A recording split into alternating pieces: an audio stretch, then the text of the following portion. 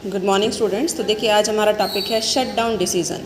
Theory के लिए बहुत इंपॉर्टेंट क्वेश्चन है, शॉर्ट नोट भी आ जाता है कि शट डाउन डिसीज़न में किस तरह से डिसीज़न लिया जाता है, कौन कौन सी बातों को ध्यान में रखा जाता है। तो देखिए नाम से पता चल रहा है शट डाउन मतलब बंद कर देना।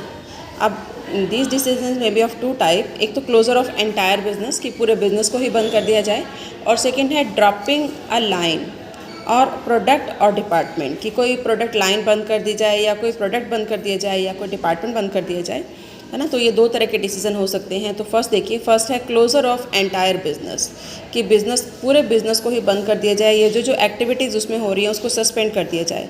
तो कई बार क्या होता है कि जो बिज़नेस में जो भी ट्रेडिंग एक्टिविटीज़ चल रही हैं, थ्रॉट कट कॉम्पिटिशन है या कोई भी रीज़न हो सकता है, डिप्रेशन चल रहा है, रिसेशन चल रहा है, जिसकी वजह से बिज़नेस जो है वो स्टैंड नहीं कर पा रहा, तो फिर बिज़नेस को ये डिसीज़न लेना पड़ता है कि उनको जो अपनी ट्रेडिंग एक्टिविटीज़ हैं उनको सस्पेंड कर दिया जाए कुछ टाइम के लिए।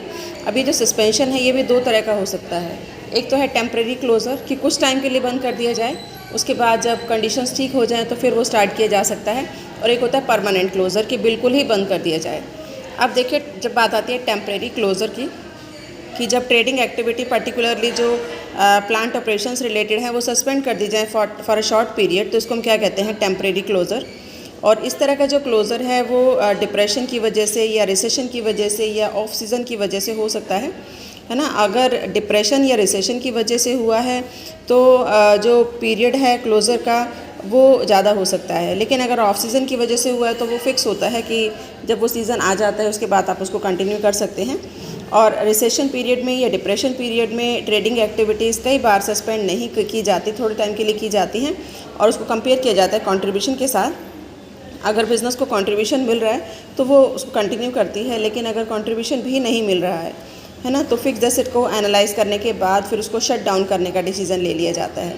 अब देखिए ये जो कोस्ट है वो डिफरेंट टाइप की हो सकती हैं। फिक्स्ड कोस्ट की अगर हम बात करें तो अगर जो फिक्स्ड कोस्ट है, देयर में be few items of fixed cost which can be eliminated और saved by suspending the trading activities कि जब आप ट्रेडिंग एक्टिविटीज़ बंद कर देते हैं तो कुछ फिक्स्ड कोस्ट ऐसी होती है जो नहीं आती, इसको हम कहते हैं अवॉइडेबल, जिसको अवॉइड किया जा सकता है फिक्स्ड कोस्ट या एस्केपेबल। ये 2 मार्क्स के क्वेश्चन में पूछा जा सकता है कि एस्केपेबल या अवॉइडेबल फिक्स्ड कोस्ट क्या होती है। तो ऐसे फिक्स्ड कोस्ट जो बिज़नेस को या ट्रेडिंग एक्टिविटीज़ को सस्पेंड करने के बाद जिनको अवॉइड किया जा सकता है, जो नहीं होती उसके बाद, उसको हम कहते हैं अवॉइडेबल या एस्केपेबल फिक्स्ड कोस्ट। लेकिन कुछ आइटम्स फिक्स्ड कोस्ट की ऐसी होती हैं which can not be avoided, जिसको आप अवॉइड नहीं कर सकते, है ना। जैसे ही आप एक्टिविटीज़ को सस्पेंड करते हैं उसके बाद भी वो कोस्ट आती रहती है, वो आपको पे करनी पड़ती है, उसको हम क्या कहते हैं, अनएस्केपेबल या अनअवॉइडेबल फिक्स्ड कोस्ट। तो आई थिंक ये दोनों क्लियर हो गए होंगे। एस्केपेबल एंड अवॉइडेबल मीन्स क्या है, जिस कोस्ट को आप अवॉइड कर सकते हैं, मतलब अगर आप प्रोडक्शन नहीं कर रहे तो उस कोस्ट को आप छोड़ सकते हैं, और अनअवॉइडेबल वो है जिसको आप अवॉइड नहीं कर सकते। अब देखिए जैसे सपोज़ आपने ट्रेडिंग एक्टिविटीज़ बंद कर दी, आपने एम्प्लॉयज़ को निकाल दिया, तो ऑब्वियसली जब आपने एम्प्लॉयज़ को निकाल दिया या सस्पेंड कर दिया एम्प्लॉयज़ को, तो उनको आपको सैलरी पे नहीं करनी पड़ेगी, तो वो तो हमारी हो जाएगी अवॉइडेबल। लेकिन जिस बिल्डिंग में आपके मशीनरी रखी हुई हैं, टूल्स रखी हुई हैं, है ना, थोड़े टाइम के लिए आप अपने बिज़नेस की या ट्रेडिंग एक्टिविटीज़ बंद कर रहे हैं, लेकिन आपको मशीनरी का रेंट भी पे करना पड़ेगा और बिल्डिंग का रेंट भी पे करना पड़ेगा। तो इस तरह की जो कॉस्ट होती है वो होती है अनअवॉइडेबल, क्योंकि आप उस तरह की जो मशीनरी हैं या जो सामान है वो आप कहाँ रख सकते हैं, तो ऑब्वियसली बिल्डिंग का रेंट तो आपको पे करना ही पड़ेगा। तो इसको हम क्या कहते हैं, अनअवॉइडेबल फिक्स्ड कॉस्ट। इसी तरह के एडिशनल एक्सपेंडिचर जो बिज़नेस को करने पड़ते हैं अगर वो शट डाउन पीरियड के बाद अपने प्लांट को दोबारा से स्टार्ट करती है, तो उसको हम कहते हैं स्पेशल कॉस्ट। ऐसी कॉस्ट कहलाती है स्पेशल कॉस्ट। तो ये देखो छोटे छोटे से टर्म्स हैं जो पूछे जा सकते हैं कि ये क्या होती हैं। तो आपने बताना है कि शट डाउन पीरियड आपका कंप्लीट हो गया, उसके बाद आपने दोबारा से उन एक्टिविटीज़ को, ट्रेडिंग एक्टिविटीज़ को चलाना है, तो उसको चलाने के लिए, रिकंटिन्यू करने के लिए जो आपको अमाउंट स्पेंड करना पड़ता है, इस तरह की जो फिक्स्ड कॉस्ट है वो क्या कहलाती है, स्पेशल कॉस्ट। उसके बाद देखिए आता है नेट एस्केपेबल कॉस्ट कैसे निकाली जाती है। तो एस्केपेबल फिक्स्ड कॉस्ट में से अगर हम ये जो स्पेशल कॉस्ट है इसको माइनस कर दें तो ये हमारे पास आ जाती है नेट एस्केपेबल फिक्स्ड कॉस्ट। और ये एक रेलेवेंट फैक्टर है जो कि ये डिसीज़न लेने में कि शट डाउन करें या ना करें, है ना, उसमें ये यूज़ होती है। क्योंकि देखो शट डाउन पॉइंट का हमारा जो फॉर्मूला है वो क्या होता है, net escapable fixed cost divided by contribution per unit. या सेकंड है net escapable cost divided by PV ratio. यहाँ पर आपको वो यूनिट्स पता चलेंगे इस फॉर्मूले से कि इतनी यूनिट्स पे जब आपकी सेल आ जाए या आपकी जो डिमांड है उतनी यूनिट्स की हो जाए तो उसके बाद आपको सोचना होगा कि शट डाउन किया जाए, टेम्परेरी क्लोज़र किया जाए, है ना। तो जो टेम्परेरी क्लोज़र है वो डिपेंड करता है जो मैनेजर्स हैं उनके डिसीज़न के ऊपर। अब ये देखिए, जो टेम्परेरी क्लोज़र किया जाता है वो ऑफ सीज़न की वजह से भी हो सकता है ना। जैसे इन्होंने बताया कि शुगर मिल है या टी कंपनीज़ हैं, वहाँ पर जब तक उनको रॉ मटेरियल नहीं मिलेगा, सप्लाई ऑफ रॉ मटेरियल अगर नहीं होगा तो वो प्रोडक्शन नहीं कर सकते पूरा साल। तो कुछ जिन सीज़न में इनको ये रॉ मटेरियल नहीं मिलता, शुगर मिल को या टी कंपनी को टी लीव्स नहीं मिलती, तो उस टाइम के लिए अपना प्रोडक्शन बंद कर देते हैं, है ना। तो ये मोमेंट होता है जब इनको रॉ मटेरियल नहीं मिल रहा। तो ऐसा जो क्लोज़र है वो कहलाता है ऑफ सीज़न क्लोज़र, और we can say temporary closure. अब यहाँ पर देखो शट डाउन कॉस्ट कैसे निकाली जाती है, शट डाउन पॉइंट कैसे निकाला जाता है। अवॉइडेबल एक्सपेंडिचर, जिनको अवॉइड किया जा सकता है, फिक्स्ड कॉस्ट में बात हो रही है। अवॉइडेबल या एस्केपेबल जो एक्सपेंडिचर हैं divided by contribution per unit of raw material. तो इस तरीके से अगर ऑफ सीज़न का निकालना है तो हम ऐसे निकाल सकते हैं। उसके बाद देखिए परमानेंट क्लोज़र, कि कई बार जो मैनेजमेंट है ये डिसीज़न लेती है कि परमानेंट ही क्लोज़ कर दिया जाए प्लांट को, क्योंकि उनको लगता है कि ये प्रॉफिट नहीं दे पाएगा। अगर इसको आप लंबा चलाएंगे तो ये लॉस में ही जा रहा है। पूरे एफर्ट्स कर दिए, पूरी कोशिश की इन्होंने चलाने की, इम्प्रूव करने की, लेकिन वो नहीं हो पा रहा, तो लास्ट में फिर हम अडॉप्ट कर लेते हैं कि परमानेंट क्लोज़ कर दिया जाए। यहाँ जो मैनेजमेंट है कंसर्न की should adopt the military rule followed by the general of army, that is retreat timely and gracefully, है ना। कि इसको दोबारा से आप समझिए, रिट्रीट कीजिए अगर पॉसिबल है। अगर नहीं है तो फिर आप क्लोज़र का डिसीज़न ले सकते हैं if it can be avoided. अगर इसको अवॉइड किया जा सकता है तो कोशिश कीजिए अवॉइड करने की। While taking a decision in this regard, the management should compare the income coming forth from the following sources. इस इनकम को भी ध्यान में रखना है। सबसे पहला कि अगर बिज़नेस को वो कंटिन्यू रखते हैं तो उनको क्या इनकम मिल रही है, income from continuous of business operation. Second, income from sale और अदरवाइज यूज़ ऑफ प्लांट, कि अगर वो यूज़ नहीं करेंगे तो प्लांट को बेचने से या दूसरे तरीके से इसको यूज़ करने से क्या बेनिफिट होगा। इसको सोच समझ कर ही डिसीज़न लेना होगा कि प्लांट को या जो बिज़नेस है उसको परमानेंट क्लोज़र करना है या टेम्परेरी क्लोज़र करना है।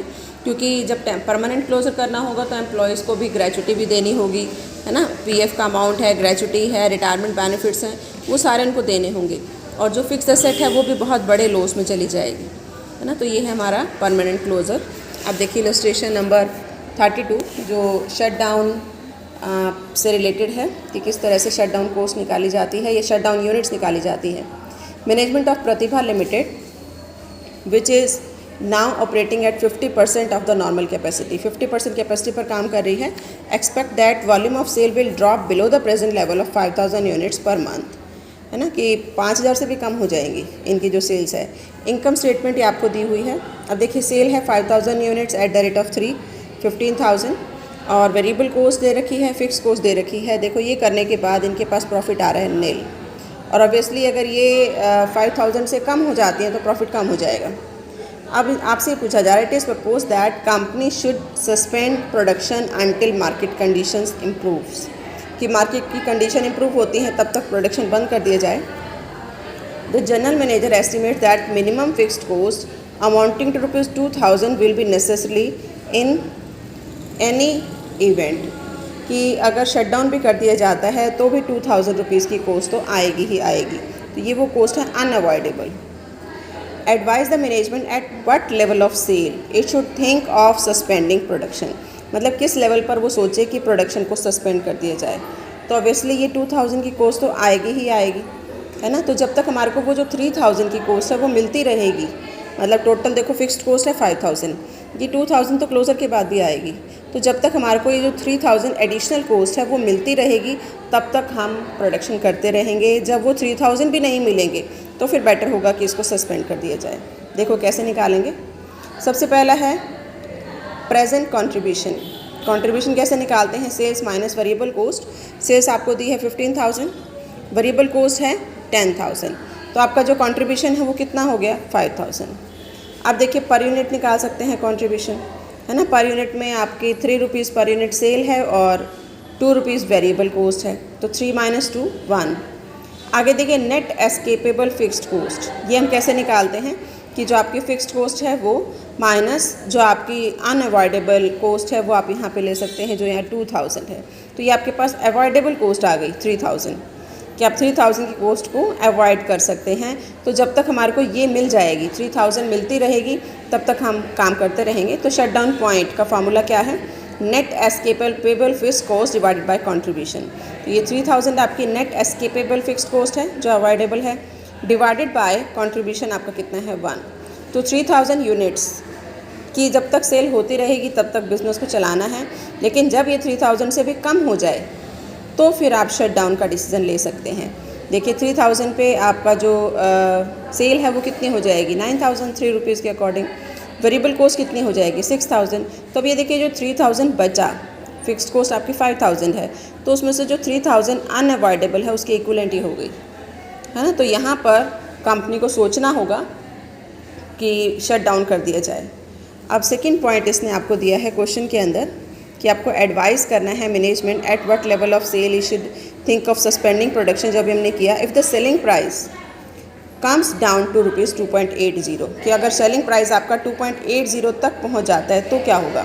तो कंट्रीब्यूशन आपका और कम हो जाएगा। 2.80 - 2, वेरिएबल कॉस्ट वही रहेगी, तो यहाँ कंट्रीब्यूशन हो गया आपका 0.80।